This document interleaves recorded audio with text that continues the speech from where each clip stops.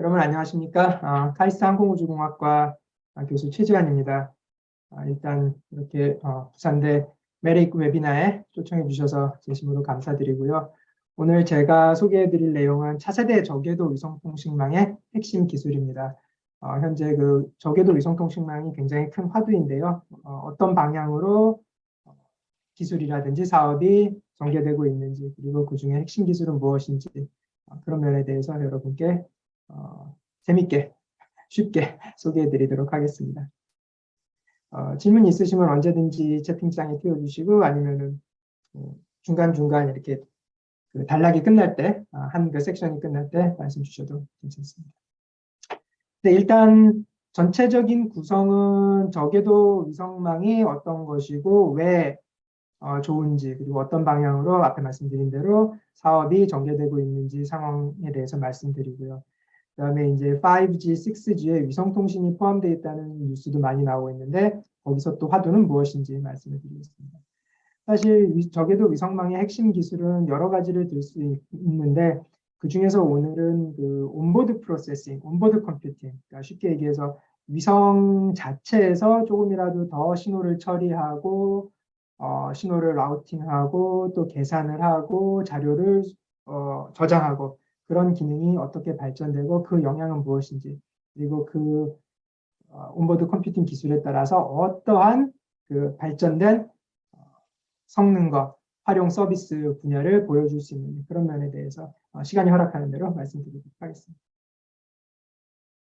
자, 그러면은 일단 위성통신의 개요에 대해서 말씀드리겠습니다. 첫 장부터 사실 위성통신의 미래라고 하니까 좀 어색하실 수도 있겠는데요. 그만큼 어떻게 보면 위성통신은 아직까지도 특히 그 저궤도 위성망은요, 좀 미래지향적인 그런 이제 요소를 담고 있다고 볼 수 있죠. 현재 그 위성통신망이 각광을 받고, 그다음에 불과 몇 년 전부터는 정말 뭐 신문이라든지 9시 뉴스에도 굉장히 자주 한국 지식 소개되는 이제 그런 내용이 되는데 그 이유 두 가지는 바로 여기 있습니다.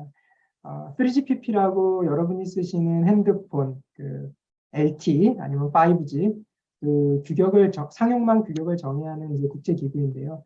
거기서 5G부터 위성통신과 항공통신을 비지상망 NTN이라는 이름으로 포함을 했습니다. 그렇다고 해서 지금 여러분이 쓰시는 5G 핸드폰이 당장 위성통신을 사용하는 것은 아니고요. 일단 규격에 들어와 있고 이제 회사들이 여러 가지를 이제 조율을 하고 좀 더 개발을 한 다음에 저희 전망은 이제 아마 6G 한 10년 뒤 2030년 정도가 되겠죠. 그때부터는 이제 정말 여러분 핸드폰에 늦어도요. 여러분 핸드폰을 위성에서도 신호를 받을 수 있는 이제 그런 시대가 될 것으로 예상을 하고 있습니다. 좀 더 빨라질 수도 있는데 그 부분에 대해서는 이제 오늘 강의에서 말씀을 드리도록 하겠습니다. 그리고 또 그것과는 별개로 요즘 이제 항공우주 분야에서는 뉴 스페이스 시대라는 얘기를 많이 하죠. 그동안 이제 국가 위주로 연구되고 개발되던 우주 산업이 조금 더 이제 그 민간 사업자에게 민간 사업자 주도로 개발될 수 있도록 하는 이제 그런 시대가 열렸다는 겁니다.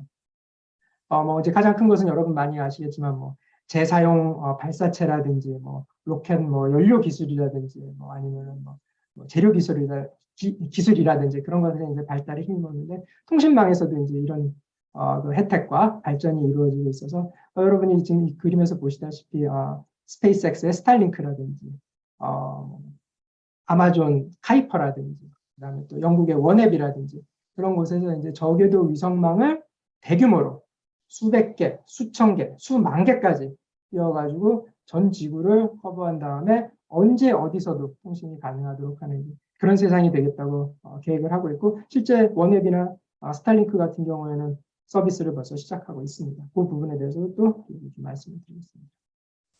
하지만 이제 이런 모든 그 위성통신 기술들은 그 지금까지의 뭐 전화라든지 TV 중계라든지 그런 이제 전통적인 기술 말고 진짜 우리가 요즘 사용하고 있는 인터넷 트래픽이고 그다음에 또 지상망에서 화두가 되고 있는 엣지 컴퓨팅 조금이라도 유저 쪽에 사용자 쪽의 모든 망 기능들을 가까이에서 지연 시간을 줄이고 모든 그 기능을 분산하는 그런 기법들이 위성통신망에도 적용되기를 이제 바라고 있습니다.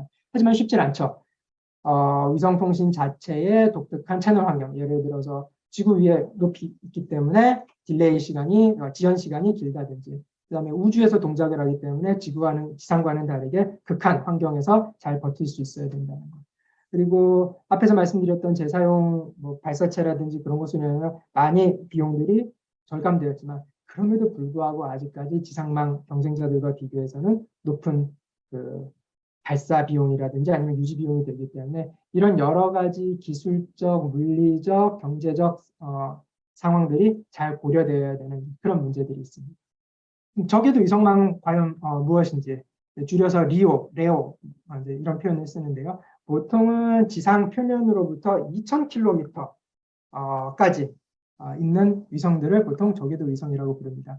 그러면 이제 2,000km까지 신호가 왔다 갔다 하려면은 2,000km 곱하기 2배 하고 왕복이니까요. 그걸 이제 빛의 속도 3 곱하기 10의 5승 km/s로 나누면은 라운드 출입 딜레이가 한 10ms 정도 고 레벨, 그것보다 이제 고도가 좀 더 낮아지면 더 10ms보다 작아지죠. 그런 이제 딜레이가 나옵니다. 이 딜레이가 왜 중요하냐면 이제 요 10ms 정도 딜레이보다 낮아지면서 드디어 이제 위성 통신이 그 지연 시간 측면에서 지상망 통신과 어느 정도 경쟁을 할 수 있는 여지가 생긴 겁니다. 그래서 이제 딜레이, 지연 시간 면에서는 분명히 적외도 위성이 장점이 있는데 반면에 적외도 위성이니까 위성이 점점 이제 지표면에 가까워진다는 얘기죠. 딜레이를 줄이기 위해서. 그러면은 그만큼 위성 하나가 커버할 수 있는 지상 면적이 점점 작아지게 되죠. 그 얘기는 같은 면적을 커버하기 위해서는 위성 수가 많아져야 되고, 그리고 이건 이제 그 물리적으로 그 정지궤도 위성 고도가 아니기 때문에 위성들이 항상 보면은 움직입니다. 제가 하늘에서 보고 있으면 움직인다는 얘기고, 많은 수의 위성들이 움직이기 때문에 그 얘기는 통신을 할 때도 안테나가 위성을 쫓아가야 되고, 그럼 이제 위성에서 또 지상에 서비스할 때도 마찬가지고. 그럼 이제 물리 현상에서 신호를 보내고 받을 때 그 받고 보내는 물체가 움직이면은 도플러 효과, 주파수가 변동을 일으킨다는 이제 그런 효과에서 그런 것도 시스템 설계할 때 넣어야 되고, 그다음에 위성 자체들이 아까 말씀드린 대로 보였다 없어지니까 그런 통신을 계속하기 위해서는 또 다른 위성을 찾아서 통신이 계속 이어져야 되고, 이제 핸드오프, 라우팅이 잘 돼야 되고 그런 얘기들을 하는데 그런 문제들이 생깁니다. 그래서 그런 문제들을 풀기 위해서 위성 간끼리 통신을 하는 위성 간 통신, 위성 간 링크, 인터셀룰라의 링크라는 개념도 생기고, 그다음에 또 반대로 항상 위기는 기회죠. 위성이 하나 보이다가 안 보이지만 그만큼 또 위성수가 많기 때문에 한때 볼 때는 위성수가 더 많이 보일 수도 있습니다. 그럼 그만큼 내가 신호를 받을 수 있는 소스가 많다고도 볼 수 있는 거니까 일종의 셀룰라이 다이버시티 효과를 얻을 수도 있는 거죠. 이런 면으로 이제 많은 연구들이 이루어지고 있습니다. 다시 한번 저기도 위성의 이제 장점을 정리하면은 이 모든 장점 단점은 사실 어떻게 보면 정지궤도 위성, 지오스테이셔너리 위성에 비교하게 되는 겁니다. 정지궤도 위성이라고 하는 지표면으로부터 35,800km 위에 있는 위성인데요. 물리적으로 이제 계산을 해보면은 그 고도에 있을 때 위성의 공전 속도와 지구의 자전 속도가 서로 상쇄되면서 위성이 항상 같은 위치에 있는 것처럼 보입니다. 그렇게 되면 아까 말씀드렸던 저궤도 위성의 뭐 안테나를 쫓아야 된다든지 아니면 위성이 하나 보이다가 안 보여서 또 다른 위성을 찾아야 된다든지 그런 문제는 없는데 뭐라고 말씀드렸나요? 고도가 35,800이라고 했으니까 2,000km 대 몇백 킬로미터 대 얘기하는 리오 위성에 비해서는 적게는 10배, 많게는 100배 가까이 이제 거리가 먼 거고, 그럼 그만큼 이제 딜레이가 길어지니까 여러 가지 실시간 서비스, 지금 여러분과 제가 외부로 줌으로 얘기하고 있는 이런 서비스들이 이제 힘들어지는 거죠. 그래서 다시 리오 관점으로 돌아오는 리오 입장에서는 짧은 지연 시간을 가져서 이제 맨 밑에 나와 있는 좀 더 많은 실시간 어플리케이션, 이런 실시간 비디오 컨퍼런스라든지 아니면 실시간 뭐 게이밍 서비스라든지 그런 것들이 이제 많이 가능해집니다. 그리고 아까 이제 처음에 몇 분 말씀드렸던 여러 가지 뭐 발사체 기술이라든지 재활용 발사체 기술이라든지 그런 면에 이제 힘입어서 비용이 많이 절감되는 그런 효과도 있습니다.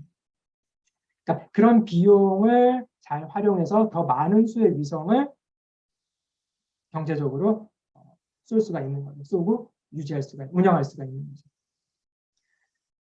저궤도 위성은 사실 지금도 지금 많이 앞에서 말씀드렸던 원앱, 스타링크, 카이퍼 말고 어떻게 보면 이제 1세대, 20년 전에 발사된 위성들인데요. 이리듐이라든지 글로벌스타가 운영이 되고 있습니다. 브로드밴드 인터넷 서비스는 안 되고요.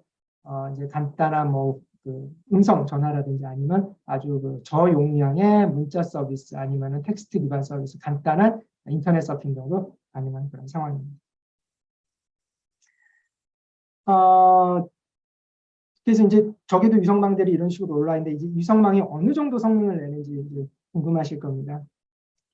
텔레셋은 캐나다에서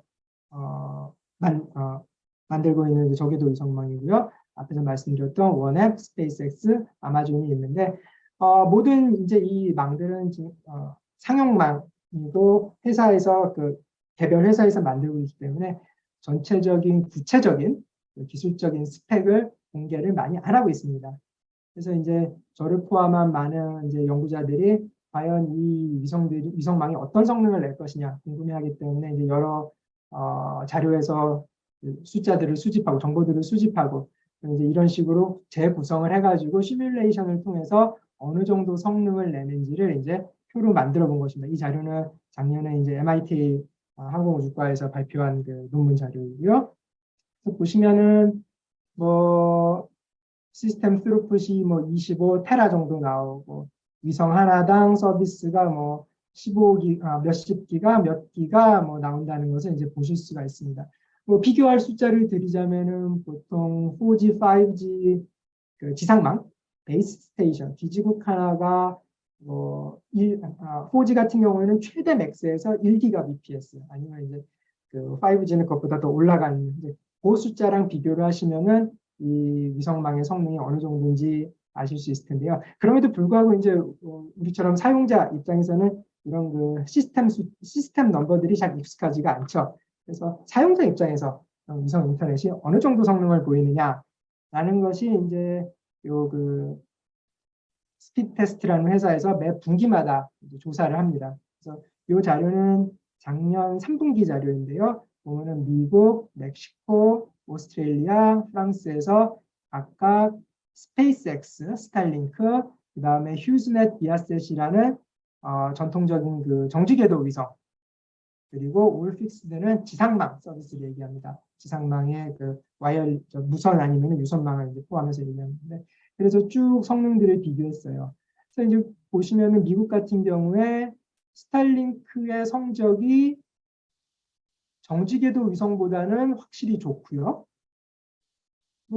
지상망에 비해서 좀 떨어지긴 하지만 그렇게 나쁘진 않습니다. 87대 120. 보통 우리가 한 다운링크 속도 트래픽을 100Mbps 정도 받으면은 나쁘지 않게 그 정도면 웹서핑하고 이렇게 영상 같은 거 아주 짧은 영상, 저용량 영상 같은 거 보고 그러는데 크게 문제 없다고 얘기하는데 그 정도까지 될 수 있는 것 같아요. 멕시코 같은 경우에는 이제 스타링크가 서비스가 안 됩니다만 재미있는 경우가 호주와 프랑스에서 보면 나오죠. 여기는 정말 재미있게도 스타링크의 성적이 오히려 지상망의 성적보다도 좋습니다.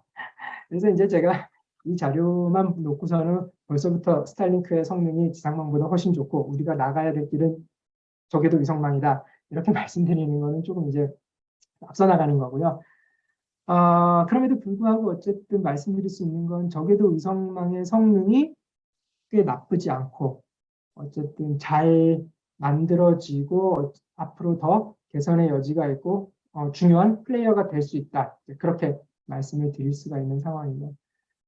이 페이지를 지나기 전에 한 가지 이제 더 말씀드리면 사실 우리나라를 제외한 다른 나라에서는 어떻게 보면은 지상망을 잘 이렇게 계획해가지고 잘 이렇게 깔고 서비스를 제공하고 그러는 게 많이 최적화가 안 돼 있을 가능성이 높아요. 이제 그런 의미에서 이 수치가 좀 낮을 수도 있는 거고요.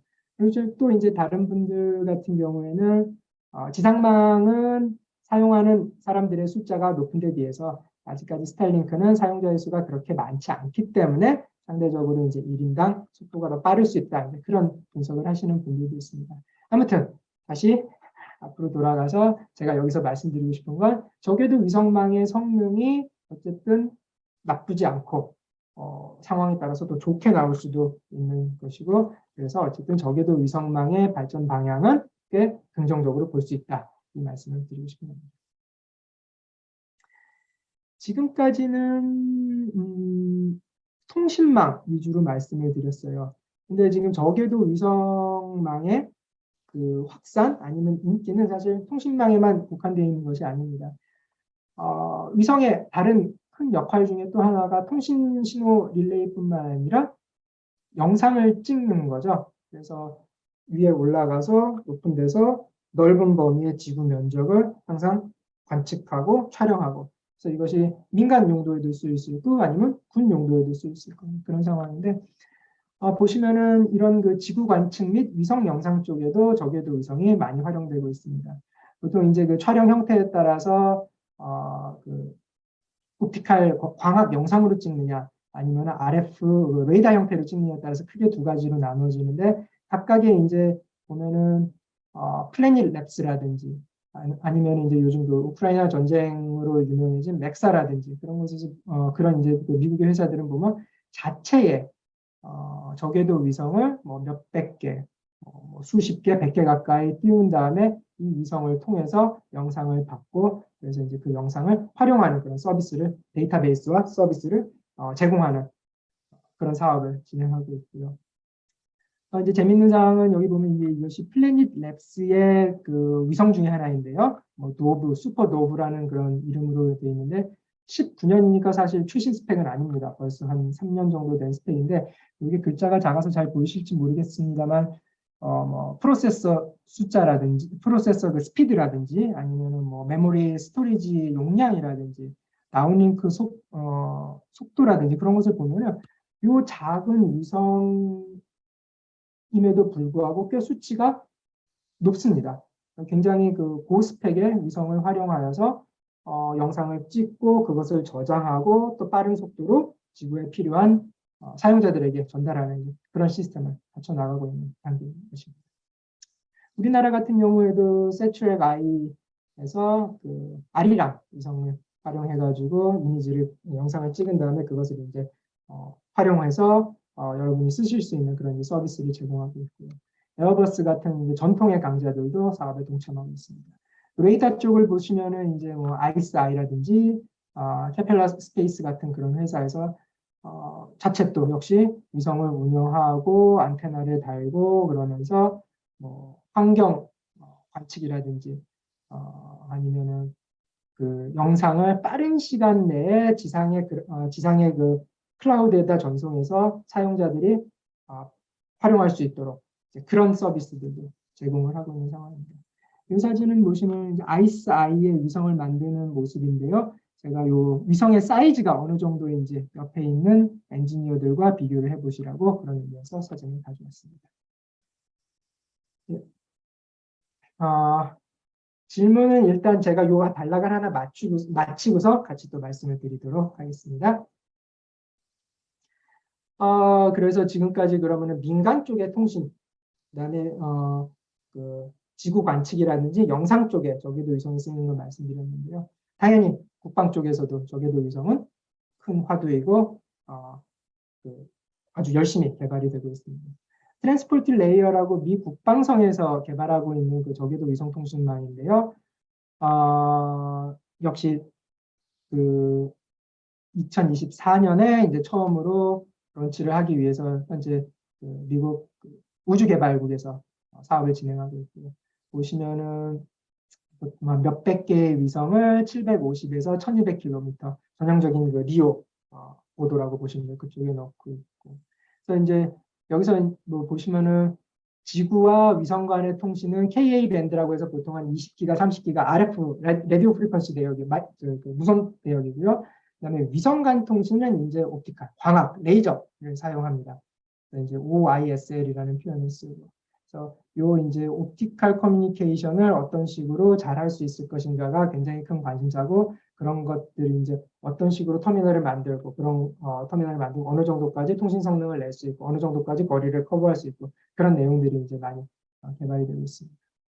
그래서 궁극적으로 이제 국방성에서 그 목적으로 하고 있는 것은 이 저궤도 위성망을 통해서 단지 우주의 위성 간의 그 통신 체계를 확립하는 것이 아니라 지상에 있는 레이더, 센서, 지상망, 뭐 그것도 중간에 있는 뭐 그 항공기라든지 제트기라든지 모든 영역에 있는 통신과 컨트롤과 지휘 체계를 다 일원화하고 단일화하는 그런 목적으로 이제 야심차게 위성통신망을 만들고 있는 상황입니다.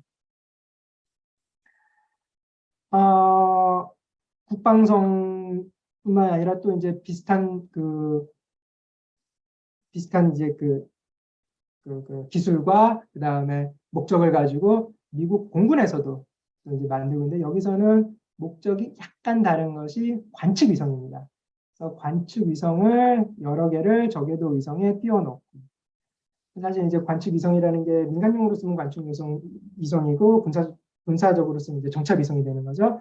그래서 이렇게 해놓고 그 활용 범위를 넓히기 위해서 군인뿐만 아니라 민간인 그 활용도 할 수 있도록 만들고. 그다음에 이제 여기서도 가장 그 핵심은 아무리 영상을 많이 찍어도 그 영상이 유저들에게 빨리 전달이 안 된다든지 아니면은 고화질로 전달되지 않는다면은 무용지물이 되는 거죠. 그래서 위성으로부터 지상까지 빠른 통신망을 확보하는데 많은 초점을 맞추고 있어요. 그렇게 되면 사실 이제 분명히 위성을 만든 것은 정찰 위성망 형태로 만들었는데 그 정찰 위성의 활용을 높이기 위해서는 통신 기능도 확보가 돼야 되는 거죠. 이 얘기는 결국 전통적으로는 서로 분리되어 있던 정찰 위성과 통신 위성 사이에 기술적인 경계까지도 흐려지면서 이제 서로 통합이 되는 그런 형태의 아주 좋은 예라고 말씀을 드릴 수가 있겠습니다. 예, 그래서 여기까지 일단 저궤도 위성이 어떤 식으로 개발이 되고 발전이 되는지 어떤 식의 사업 모델이 나오고 있는지 소개를 간단히 드렸고요. 질문이 하나 있어서 말씀을 드리면은 예, 전치경님께서 저궤도에도 공간 제약으로 위성을 둘 수 있는 곳이 상당히 한정적일 것 같은데 여러 국가와 회사가 수백 수천 개의 위성을 공간상에 위치하게 될 때 위성 배치 효율 문제라든지 통신 혼선 문제 같은 것들은 어떻게 고려되고 있는지 궁금합니다. 네, 굉장히 좋은 질문이시고요. 중요한 질문입니다. 그래서 이제 어떻게 보면 아직까지 우주 체계는 제가 보통 얘기를 할 때 예전에 서부개척 시대와 비슷하다고 생각을 하시는데요. 제가 먼저 가서 깃발을 먼저 꽂으면 되는 상황입니다. 물론 그 깃발을 꽂을 때 이제 제가 진짜 우주에 가서 꽂는다는 얘기보다는 그 ITU라는 곳에 먼저 그 지원을 해야죠. 그래서 내가 이런 사업이 있고 이런 코드와 이런 주파수를 쓰고 싶은데 허락을 해달라. 근데 이제 보통은 그 시스템 자체가 뭐 어느 나라에선 뭘 쓰고 뭐 어느 회사에서 어느 쓰고 그런 것이 좀 모호하기 때문에 먼저 가서 파일을 하고 내가 먼저 허가를 받으면 쓸 수 있는 상황이죠. 그래서 보통 그 기사 같은 데 보시면은 지금 현재 많이 제가 언급했던 회사들이 일단은 그렇게까지 많이 안 만들어도 되는데 일단 선점하기 위해서 고도와 주파수를 선점하기 위해서 많은 수의 위성을 띄운 것도 있다라고 또 해석하시는 분들의 의견도 아마 보신 적이 있을 거예요. 그래서 그런 이제 고도라든지 주파수라든지 그런 것은 제가 잘 설계를 해서 그것을 국제기구에 지원을 하고 그런 다음에 허락을 받는 상황입니다. 그래서 물론 뭐 실제 운영 계획이 있을 때 허가가 나오고 잘 됐겠지만 그런 의미에서 우리나라 회사들도 일단은 좀 더 이렇게 롱텀 뷰를 가지고 고도라든지 주파수라든지 그런 것을 좀 빨리 선점할 수 있는 노력이 필요한 것이 사실입니다. 예. 다른 질문 없으시면은 그럼 그 다음 주제로 넘어가도록 하겠습니다. 이제 처음에 말씀을 드릴 때 5G, 6G의 위성통신이 규격으로 들어갔고 실제 이제 6G에서는 위성통신망이 쓰일 것이다라고 어느 정도 예측을 하고 있는데 그 기술들이 어떤 식으로 발전하고 과연 그 위성망을 통해서 어떤 서비스를 우리가 누릴 수 있을 것이냐 거기에 대해서 역시 디테일하게 들어가기는 어려울 것 같고요. 하이 레벨로 말씀을 드리겠습니다. 그래서 이제 보통 그 회사들이라든지 학계에서 얘기를 할 때 위성망을 통해서 이런 세 가지 서비스가 가능할 거라고 얘기를 합니다. 그래서 첫 번째는 일단 직접 접속입니다. 우리 핸드폰을 이용해 가지고 위성에 직접 통신을 하게 되는 거죠.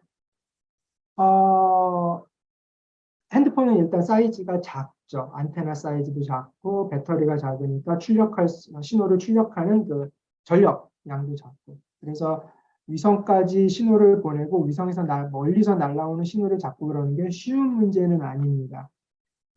그래서 이제 이 부분을 해결하기 위한 노력들이 많이 이루어져 있고 최근 한두 달 사이에 아주 재미있는 익사이팅한 결과들이 많이 발표되었는데 그 부분은 이제 뒷장에서 또 말씀을 드리고요. 다음번은 이제 백홀링 서비스라고 해서 실제 사용자 입장에서는 제가 통신을 할 때는 예를 들어서 집에 있는 뭐 무선 공유기라든지 아니면은 그냥 우리 뭐 이서넷 케이블 이용해 가지고 통신을 하는데 그 뒷단에서 AP 뒷단 아니면 스위치 뒷단에서 트래픽을 코어 네트워크까지 보내는 그 역할을 보통 이제 우리가 지상망을 쓸 때는 뭐 광 케이블이라든지 아니면 뭐 미국같이 좀 넓어서 광 케이블을 깔 수 없는 데는 이제 무선 망을 쓰기도 하는데 그것을 위성을 사용해서 쓰는 겁니다. 그래서 통신은 기지국에 하고 뭐 AP 베이스테이션에 하지만 그 뒤에 통신은 위성을 통해서 이루어지는 거죠. 그것을 백홀링이라고 뭐 다른 의미로는 쉽게 릴레이라고 이해하셔도 되겠습니다. 그다음에 이제 세 번째는 가장 작은 시장 중에 하나긴 한데 예를 들어서 바다 한가운데서 시추선이 있습니다. 원유를 뽑아내고 그런 시추선인데 그 시추선도 당연히 통신 그 상황이 어떤지 모니터링하고 또 뭔가 지시사항을 보내줄 수 있는 통신망이 필요하죠. 그럼 거기에다가 파이버를 깐다든지 아니면은 와이파이나 LTE를 이용해서 통신을 하는 게 쉽지 않다는 거는 이해가 되실 거예요. 바다 한가운데를 생각하면. 그럼 이제 가장 좋은 후보자가 위성이 되는 겁니다. 그래서 그런 경우에는 보통 기계끼리 통신을 한다든가 아니면 흔히 얘기하는 사물 인터넷을 이제 위성망이 보호해주는 그런 역할을 하죠. 그래서 보통 이런 이제 세 가지 큰 서비스로 나누어 가지고 분류를 하고 거기에 따라서 각 서비스를 하기 위해서 어떤 기술들이 필요할지 얘기하는 그런 식으로 기술 개발, 연구 개발이 이루어지고 있습니다. 요 밑에는 이제 뭐 제가 아주 간단하게 보수적으로 적어봤는데요. 과연 이제 이런 서비스들이 실제로 일어나기 위해서 어느 정도의 기술과 요구사항이 필요할 것인가.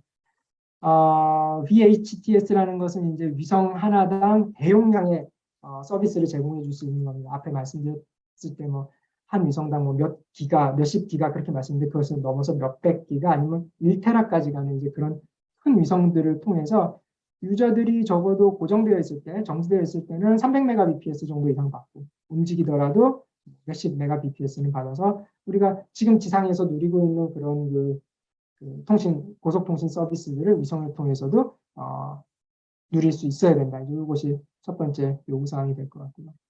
그러기 위해서는 저궤도 위성망을 통해서 그리고 저궤도 위성망이 단순 저궤도가 아니라 대규모 위성망이 지구를 전체적으로 많이 커버하고 한 유저들에게 여러 위성들이 서로 서비스를 해줄 수 있는 그런 상황이고 그러기 위해서는 온보드 프로세싱 OBP라든지 인터셀룰라이 링크 ISL이 필요합니다. 온보드 프로세싱은 위성 자체에서 조금이라도 더 많은 신호 처리를 하고 아까 말씀드린 대로 데이터를 저장하고 좀 더 계산을 하고 그래서 딜레이도 줄이고 지상망의 의존성을 줄이는 그런 역할을 하고 그러면서 많은 위성들 사이에 서로 얘기할 수 있고 데이터를 전송할 수 있는 그런 망 구조가 이루어져야 된다는 거죠.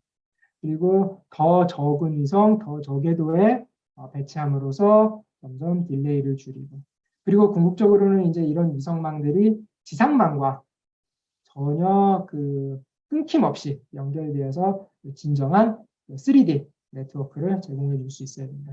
이런 것을 큰 5G, 6G의 비전이라고 생각하시면 되겠습니다. 이제 말씀드린 대로 이런 지금 현재 5G 3GPP에서 5G를 이제 서로 회사들끼리 조율하고 이제 의논을 할 때 말씀드린 세 가지 서비스에 따라서 분류를 해놓고 거기에 따라서 어떤 요구사항을 맞추고 어떤 기술이 쓰여야 될지를 이제 얘기를 합니다. 말씀드린 대로 IoT, 사물 인터넷에 쓰는 문제, 그다음에 요거는 이제 핸드폰에서 쓰는 아까 직접 접속이죠. 그다음에 요것은 백홀링, 간접 접속인데 뭐 모든 사항을 제가 다 말씀드리지는 못하고요. 이제 재미있는 사항이 직접 접속과 간접 접속을 구별할 때 현재 기술 상황으로는 주파수에서 이제 갈라지게 되는 겁니다. 그래서 직접 접속을 위해서는 아직까지는 저주파, 상대적으로 저주파의 이제 주파수를 사용하고 백홀링 서비스는 좀 더 많은 밴드위스를 찾고 대규모 대용량 데이터를 전송해주기 위해서 이제 고주파로 올라가는 거죠. 그러면은 다이렉트 직접 접속도 왜 고주파로 올라가면 안 됩니까? 보통 이제 물리나 전파공항에서 고주파로 올라갈수록 아직까지는 좀 전파를 다루는 게 쉽지가 않고요. 여러 가지 뭐 감쇄 상황이라든지 아니면 그 관련된 칩을 만들고 증폭기를 만드는 그런 기술이 아직까지는 쉽지 않기 때문에 주파수에서 달라지고 그리고 이제 거기에 따라서 당연히 우리가 지상에서 쓰는 터미널 형태가 어떻게 되느냐가 이제 중요하겠죠. 그래서 직접 접속은 당연히 지금 우리가 쓰고 있는 스마트폰 형태로 쓰고 근데 이제 간접 접속 같은 경우에는 주파수도 높고 대규모 대용량의 서비스를 사용하기 때문에 스마트폰 같은 형태보다는 이제 Vset, 이심이라고 부르는 이제 흔히 얘기하는 접시 안테나 형태 아니면은 차량이나 비행기에 붙이는 대형 특수 안테나를 이용해서 이제 통신을 하게 됩니다. 그 다음 장에 이제 그림을 좀 더 자세히 했는데요. Vset 같은 경우는 아까 말씀드린 대로 접시 안테나 형태이고 핸드폰 같은 경우는 당연히 이제 우리가 쓰는 핸드폰이죠. 그래서 보시면은 주파수가 Vset 같은 경우에는 20기가, 30기가에 있는 높은 주파수를 사용하고 당연히 이제 높은 주파수 대역으로 올라가니까 그만큼 우리가 쓸 수 있는 주파수 자원들이 높아져서 대역폭이 800MHz까지 늘어나게 됩니다. 현재 5G, 3GPP에서 고려하고 있는 실제 넘버들입니다. 반대로 아직까지 우리가 지상에서 사용하고 있는 핸드폰은 이런 고주파의 통신을 지원하기에 쉽지 않기 때문에 상대적으로 낮은 2기가 대역. 사실 이 대역은 지금 우리가 지상망에서 통신하고 있는 대역과 거의 비슷한 대역들이죠. 2기가, 2.5기가 빗. 당연히 주파수가 낮기 때문에 주파수 자원이 한 옆에 이제 그 KA 밴드에 비해서 10분의 1로 줄어들고 그러니까 이 대역에서는 대용량 통신이 가능하다기보다는 음성 통화하고 그다음에 간단한 웹서핑하고 문자를 주고받는 그런 서비스가 가능해집니다. 밑에 보면 속도에서도 큰 차이가 나는 것을 보실 수가 있습니다. 그래서 이제 그 다음 장이 재밌는 사항인데요. 한 달, 두 달도 안 됐죠. 8월, 9월 달에 이제 갑자기 쏟아져 나온 얘기인데 아이폰 14 이제 새 애플에서 새롭게 출시하는 핸드폰에서 비상 상황일 때 위성망을 통해서 자기가 어디에 있는지 구조 신호를 보내고 그리고 이제 위성의 GPS 정보를 통해서 그 사용자가 어디에서 지금 그 신호를 볼 수 있는지 알게 하겠다는 그런 서비스를 발표를 했습니다. 애플과 손잡은 위성망은 글로벌스타라고 앞에서 말씀드렸던 1세대 위성망이고요. 그다음에 이제 아이폰 14에 쓰이는 칩은 퀄컴의 스냅드래곤인데 거기에 이제 위성 신호를 받을 수 있는 그 장치를 넣어둔 거죠, 장비를.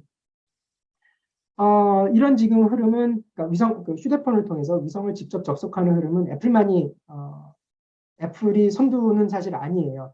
얼마 전에는 스타일링크와 T-모바일이라고 이제 미국의 큰 상용망, 무선망 사업자 중에 하나인데 우리로 따지면 S사, K사, L사처럼요. 그래서 이제 스타일링크와 이 T-모바일이 서로 발표하길 두 회사가 연대를 맺어가지고 T-모바일 유저면은 앞으로 스타일링크 위성망을 통해서도 똑같이 통화를 하고 문자를 주고받을 수 처음에는 일단 문자를 주고받을 수 있도록 하고 나중에는 통화까지 인터넷 서비스까지 가능하도록 하겠다라고 이제 발표를 했어요. 사용자 입장에서는 사실 내가 서비스만 되면 되는 거지 그것이 지상망을 통해서 가든 위성망을 통해서 가든 상관이 없는 거거든요.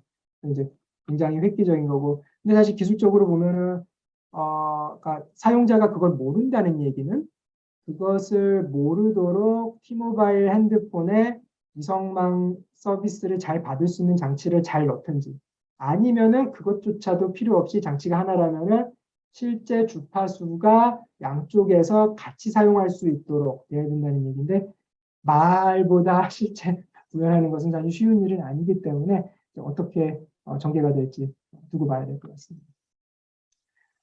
주로 이제 미국 쪽에서 말씀을 드렸는데 중국에서도 후아웨이 같은 경우에 메이트 50이 이제 역시 새로운 그 라인이라고 그래요. 후아웨이의 핸드폰을. 거기에서 애플과 되게 비슷한 서비스입니다. 그 문자 서비스를 중국 자체 위성망인 베이두 위성망을 통해서 서비스를 하겠다라고 얘기를 합니다. 이 베이두 같은 경우에는 처음에는 이제 그 중국 한정된 GPS 시스템으로 항법 위성 시스템으로 개발이 되었는데 점점 이제 통신 기능, 영상 촬영 기능을 더하면서 차세대 베이두 위성망을 이제 거의 스타일링크와 비슷한 기능을 할 수 있도록 하겠다라고 이제 얘기를 하고 있습니다. 그러니까 여기서 이제 스타일링크와 비슷하다는 건 수치적으로 비슷하다는 게 아니라 통신 기능과 여러 가지 부가 서비스를 제공할 수 있는 항법을 제외한 부가 서비스를 제공할 수 있다는 그런 의미를 말씀드리는 겁니다. 그래서 지금까지 어떻게 보면 약간 좀 사업적인 면, 그다음에 어떤 식으로 차세대 위성망 기술이 전개될 것인지 그런 쪽으로 말씀드렸는데 그러면 이제 여러분이 엔지니어로서 궁금해하실 것은 과연 이제 저런 사업이라든지 저런 여러 가지 비전들이 실제 이루어지려면 어떤 기술들이 필요하냐, 어떤 것이 이제 위성망의 핵심 기술이냐라고 물어보실 텐데요. 오늘 보니까 시간상 이제 많은 것을 말씀드리지는 못할 것 같고, 그러면서 이제 그래서 한 장으로 어떻게 이제 간단히 말씀드리면은 앞에서 말씀드린 것도 좀 있고요. 첫 번째는 일단 온보드 프로세싱과 인터셀룰라의 링크. 위성이 좀 더 스스로 많은 것을 처리하고 위성끼리 서로 대용량의 데이터들을 주고받을 수 있는 그런 기술이 굉장히 필요합니다. 그래서 위성 하나당 그래서 용량을 더 많이 늘려가는 그런 효과도 생기고. 그다음에 이제 궁극적으로는 어떻게 보면은 지상에 뿌려져 있는 수많은 라우터들의 역할을 우주에도 띄워놓고 위성 하나가 그런 역할까지 할 수 있게 이제 되는 거죠. 그래서 딜레이도 줄이고 좀 더 유저들이 각각 원하는 다른 차별화된 서비스들을 제공할 수 있는 그런 역할입니다. 그리고 이제 그 다음은 지상망에서 이루어지고 있는 가상화라든지 소프트웨어화라든지 궁극적으로는 결국 모든 망을 업데이트를 쉽게 하고 방금 말씀드린 사용자들 간의 차별화된 서비스를 잘 제공할 한정된 위성망과 통신망과 자원으로 제공할 수 있는 그런 이제 기술들인데 위성에도 똑같이 적용되어야 할 것이다라고 이제 얘기를 하는 것이고요. 그 다음에 우주항공 쪽에서 볼 때는 그 나노 위성, 큐브 위성들이 좀 더 궁극적인 중추적인 활약을 해야 되고, 근데 거기서 중요한 것은 보통 위성을 만들고 우주 산업을 할 때 우리가 또 힘든 것 중에 하나가 극한 환경인 우주에 올라가니까 부품들을 잘 만들어야 되고 그 부품들이 수명을 잘 견디고 여러 가지 우주 태양풍이라든지 우주 낮은 온도, 낮은 압력, 그런 상황에서도 잘 버틸 수 있는 그런 그 스페이스 그레이디드 컴포넌트를 만들기 위해서 그 비용이 많이 올라가고 시간이 많이 걸렸던 건데요. 그러지 말고 좀 더 고도를 낮추고 위성을 많이 뿌림으로써 그 위성 중에서 몇 개가 고장이 나고 문제가 돼도 다른 위성들이 커버를 해줄 수 있게 하면 좋을 거고. 그렇게 하기 위해서는 지상망에서 사용하고 있는 지상에서 쓰이는 흔히 얘기하는 커츠, 커머셜 오프 더 쉘프 컴포넌트들을 활용해서 비용을 낮추고 개발 시간을 줄이는 그런 노력이 이제 중요할 것이라고 많은 전문가들이 주장을 하고 있습니다. 저 포함해서. 여기까지가 5G, 6G 통신망에서 위성이 어떤 역할을 하고 그 중에서도 특히 핸드폰을 이용해서 직접 접속하는 것이 어떤 의미가 있는지 간단히 좀 말씀을 드렸습니다. 혹시 질문이나 코멘트 같은 게 있으신지. 예. 그러면은 지금 제가 보니까 벌써 시간을 좀 많이 사용해가지고 적게는 5분, 많게는 한 10분 정도 남았는데 그 위성의 핵심 기술 중에서 온보드 컴퓨팅, 온보드 프로세서 기술이 어떤 식으로 발전을 하고 어떻게 잘 쓸 수 있는지 그 부분에 대해서 좀 간단히 말씀을 드리도록 하겠습니다. 일단은 위성망의 이제 구조의 개요입니다. 가장 간단한 형태는 위성에서 아무것도 처리를 하지 않고 신호를 받아가지고 그 신호를 다른 지상의 수신기에게 전달해주는 그런 역할입니다. 이제 이런 경우에 정지궤도 위성이면 가능했는데 저궤도 위성으로 위성 고도가 낮아지고 커버리지 에리어가 낮아지면은 단순히 지상으로 바로 보내는 것보다는 위성끼리 서로 통신을 하고 다른 위성을 통해서 주어진 지상의 목적지까지 전달하는 것이 훨씬 효율적이겠죠. 그래서 이제 나온 개념이 위성 간의 통신 인터셀룰라이 링크 개념이고, 그 다음에 또 간단한 것이 이제 위성에서 어느 정도는 신호를 잘 처리해 줄 수 있는 기능이 단순하나마 필요해지게 된 겁니다. 쉽게 얘기해서 내가 신호를 받았을 때 이 신호를 지상으로 바로 보낼 것이냐 아니면 옆에 있는 위성으로 보낼 것이냐 그걸 판단하는 것도 필요하죠. 그래서 이제 그런 기능들이 점점 더해지면서 온보드 프로세싱 기능이 중요해지고요. 그다음에 이제 오늘 자세히는 말씀을 못 드립니다만 위성망들을 좀 더 효율적으로 관리하고 차별화된 서비스를 제공하기 위해서는 지상에서 컨트롤러가 중앙적인 컨트롤러가 이제 필요해지는데 문제는 이 컨트롤 메시지 자체도 위성 채널을 통해서 전달이 되니까 이 위성 채널을 잘 만들어주는 것이 필요해지는 이제 그런 또 효과가 그런 그 문제가 생기고요. 그러면은 이 컨트롤러를 꼭 지상에 놓지 않고 위성 자체에다가 컨트롤러를 맡겨가지고 위성에서 모든 컨트롤 시그널을 만들고 판단을 하게 하면 어떠냐 이런 기술까지 물론 이것은 지금 현재 기술은 아니고 앞으로 이제 우리가 꿈꾸는 기술이죠. 이런 방향까지 이제 위성망을 진화시키려고 노력을 하고 있습니다. 이제 앞에서 말씀드렸던 뭐 가상화 기술이라든지 거기에 관련된 네트워크 슬라이싱, 그러니까 한정된 통신망, 위성망 자원을 이용해서 얼마나 다양하고 많은 유저들에게 서로 영향을 받지 않고 서비스를 제공해 주느냐 그런 서비스를 제공하는 문제들이 있고요. 자세히는 들어가지 않고 간단히 넘어가겠습니다. 그래서 이제 그 중에서도 위성의 컴퓨팅 기능을 많이 갖춤으로써 지상까지 그 계산을 하기 위해서 위성이 신호를 전달할 필요 없이 위성이 조금이라도 많은 신호 처리라든지 컴퓨팅을 해주면 그만큼 딜레이가 줄어들 텐데 그런 것을 이제 어떻게 분석을 해야 되는지 저희 연구실에서 좀 간단히 분석을 했었고요.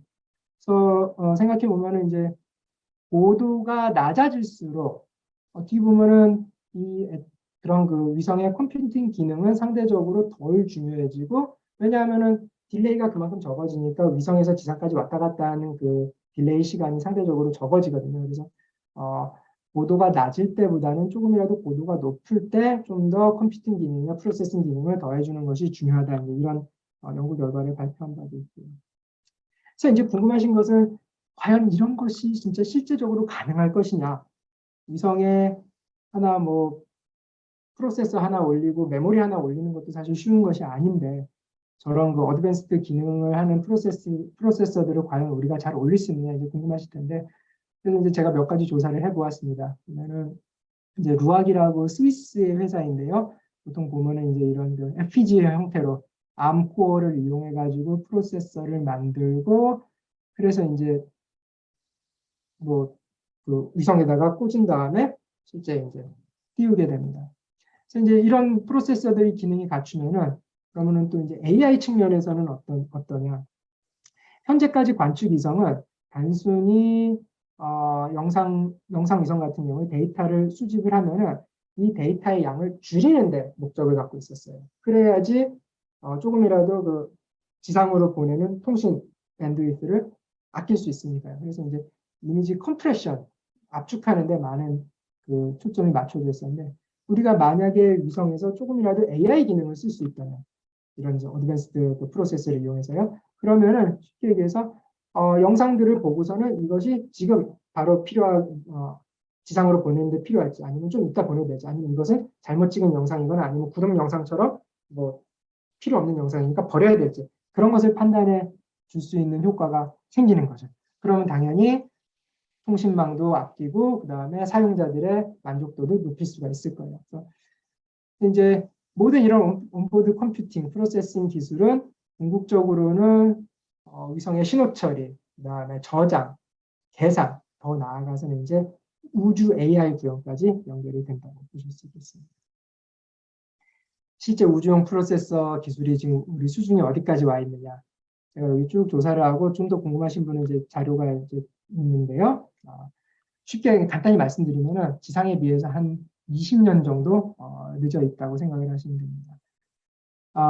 현재 보시면 2020년에 FPGA 형태로 나온 것이 이 DMIPS라는 것은 이제 얼마나 연산을 빠르게 하냐인데 구체적으로 안 들어가면 보통 한 4천 정도 얘기를 하고 있는데 지상에서 보시면 인텔 i7, 애플 i12 그러면 이제 랩탑이랑 핸드폰에서 쓰는 이 기술들도 사실 지금 완전 2022년에 첨단 기술은 아닌데 벌써 그 우주 프로세서에 비해서 적게는 10배, 많게는 몇백 배까지 높은 100배까지 높은 상황이라 아직까지 우주 프로세서의 갈 길은 멀긴 합니다만 그럼에도 불구하고 앞에서 말씀드린 대로 궤도가 낮아지고 숫자가 많아져서 리던던시가 생긴다는 것은 좀 더 저비용의 프로세서 아니면 디바이스들을 사용할 수 있는 여지가 높아진다는 거기 때문에 앞으로 굉장히 재미있고 또 활용 범위 그다음에 그 영향들이 굉장히 큰 그런 분야라고 보실 수 있습니다.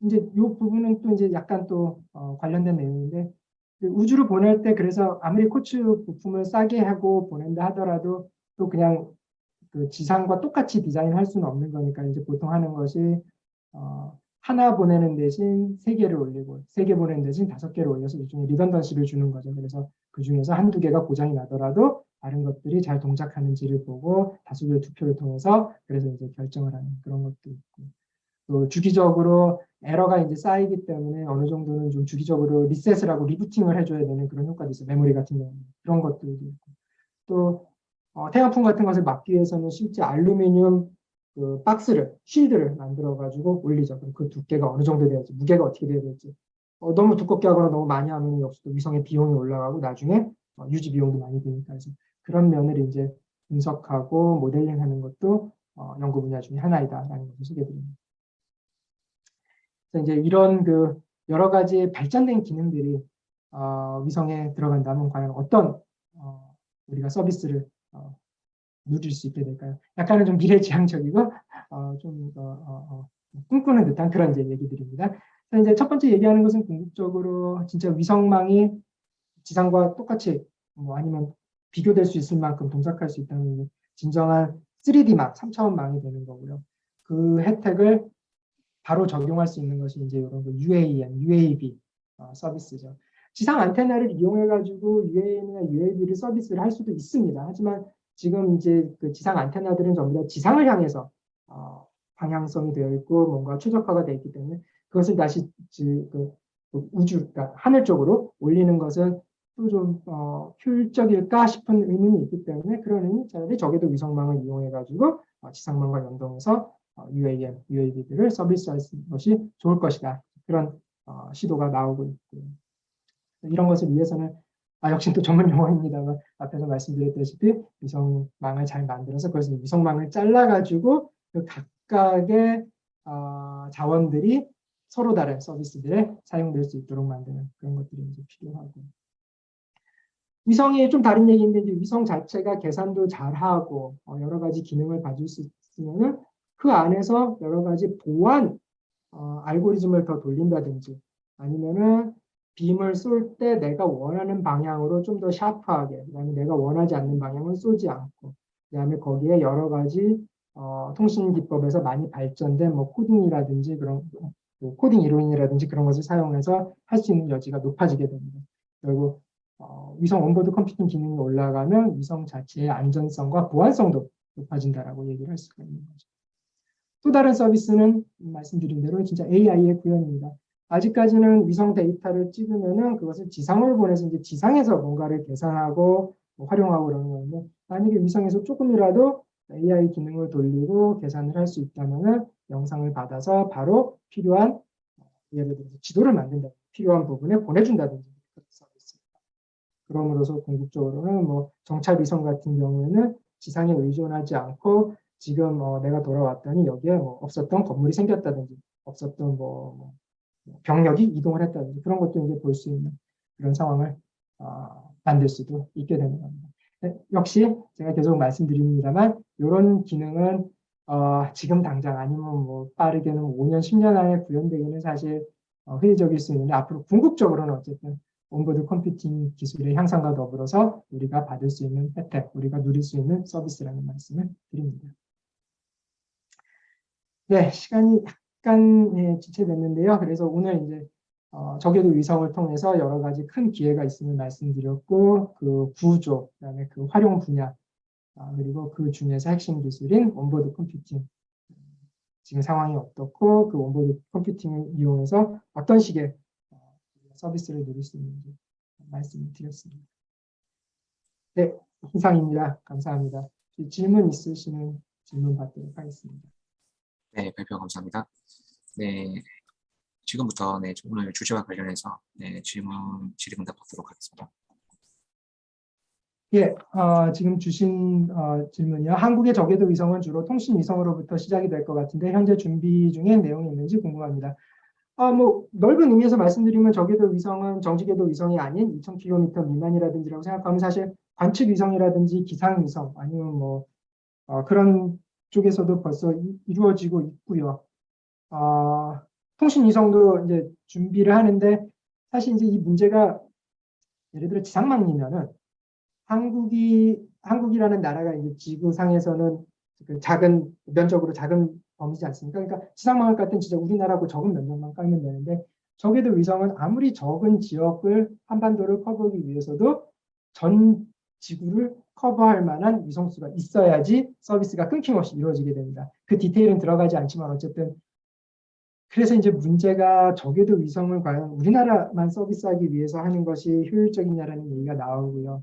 그래서 이제 그런 의미에서 우리나라가 저궤도 위성을 올리더라도 그 활용 범위를 우리나라뿐이 아니라 뭐 적어도 아시아 태평양에 활용하고 또 다른 나라와 연대해서 활용할 수 있는 그런 접근 방식들이 나오고 있고요.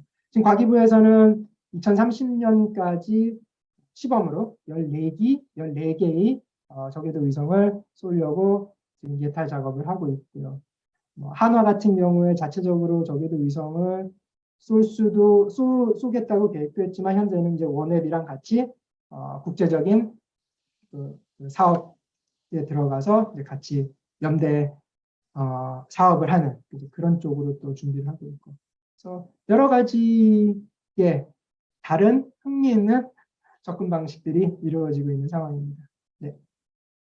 고도에 따라 그 다음 질문은 고도에 따라 관련 질문이네요. 고도에 따라 다르겠지만 대략 몇 개의 저궤도 위성을 올려야 전 지구적인 통신이 가능한지. 그래서 이제 요거를 보통 계산하면은 저궤도 위성 그러니까 뭐 한 1200 정도 뭐 600에서 1200km 정도에 한 100 몇십 개 있으면은 대략적으로 전 지구적인 통신이 가능하고, 그건 뭐 전 지구적인 통신이든 아니면 한반도를 끊김없이 통신을 하는 것도 결국은 같은 얘기입니다. 전 지구적인 통신이나 한반도에서 끊김없는 통신을 해서 보통은 그 정도 위성수가 있으면 이제 가능하다고 얘기를 하고요. 근데 이제 2000년대 처음에는 고도가 조금 높거나 그랬는데 이제 뭐 글로벌스타라든지 이리딘 같은 경우는 몇십 개를 갖고도 통신을 했습니다. 하지만 요즘에는 이제 100개 정도는 넘어야지 좀 더 효과적인 통신 커버리지가 이루어질 수 있다. 그렇게 얘기를 하고 있습니다. 그 다음 질문은 스마트폰으로 저궤도 위성을 통해서 통신을 하려면 기존망과 통신할 때보다 아무래도 배터리 효율이 더 좋아져야 될 텐데 이 부분을 기술적으로 어떻게 풀어갈 수 있을까요? 굉장히 역시 또 중요한 질문이고 어려운 질문인데요. 일단 저는 통신 기술자지 이제 배터리 전문가는 아니라서 배터리 자체에 대해서 제가 답변을 드리기는 쉽지 않고요. 배터리도 당연히 이제 뭐 효율을 늘리고 재료를 바꾼다든지, 제가 표현이 지금 맞는지도 모르겠네요. 아무튼 원재료를 바꾼다든지 아니면 효율적인 방식을 에너지의 집착 방식을 저장 방식을 찾는다든지 그런 것이 있을 거고, 통신 엔지니어 입장에서는 이제 프로토콜의 효율을 높이는 거죠. 그래서 똑같은 통신을 하더라도 배터리를 조금이라도 덜 사용하게 하는 거고, 그 얘기는 예를 들어서 핸드폰 같은 경우에 사실 뭐 실제 통신을 하는 시간은 그렇게 많지 않거든요. 그러면 그렇지 않은 시간에 최대한 에너지는 적게 활용하되 그러면서도 또 가끔씩은 나한테 신호가 오는지 바깥에 센싱 기능 같은 거는 또 계속 돌아가고 있어야 되니까요. 이제 그런 것을 어떻게 잘 활용하는지가 중요하고 관련해서 이제 다른 말씀은 그래서 아직까지는 그 핸드폰에서 애플이라든지 뭐 후아웨이라든지 얘기를 하는 것이 일단은 첫 서비스로 문자 서비스를 얘기하는 겁니다. SMS 아주 작은 양의 문자 서비스는 비트 수도 작고요. 스피드도 뭐 많이 필요하지 않기 때문에 일단은 배터리를 많이 사용하지 않는. 그리고 더군다나 이제 이머전시 상황에서 쓰일 가능성이 높잖아요. 이제 그런 면을 굉장히 중요시합니다. 그래서 이제 애플 같은 경우에는 뭐 데이터량을 뭐 3분의 1로 줄여서 에너지 효율을 뭐 3배를 늘렸다 그런 얘기도 발표하고 있는데 그런 식의 접근이 이루어지겠습니다. 향후 2030년, 2030년까지 총 14기의 저궤도 통신위성을 발사할 계획이라고 말씀해 주셨는데 순조로운 발사 및 궤도 안착을 위해서 어떠한 부분을 가장 신경을 써야 할지 궁금합니다. 역시 또 통신공학자인 저한테는 좀 많이 어려운 질문인데요. 예, 사실 우주공학이라는 것은 종합적인 뭐 토탈 솔루션, 토탈 엔지니어링, 빅 시스템 엔지니어링이기 때문에 모든 면에서 뭐 다 중요할 것 같아요. 최근에 우리 그 발사하고 그럴 때도 보셨겠지만 조금이라도 뭔가 전혀 상관이 없는 분야 같은 데서 문제가 생기면은 전체 시스템이 동작을 못하거나 위험한 상황이 생기기 때문에 예, 이제 그럼에도 불구하고 어떤 부분을 가장 신경 써야지 좀 더 제가 생각을 해보겠습니다.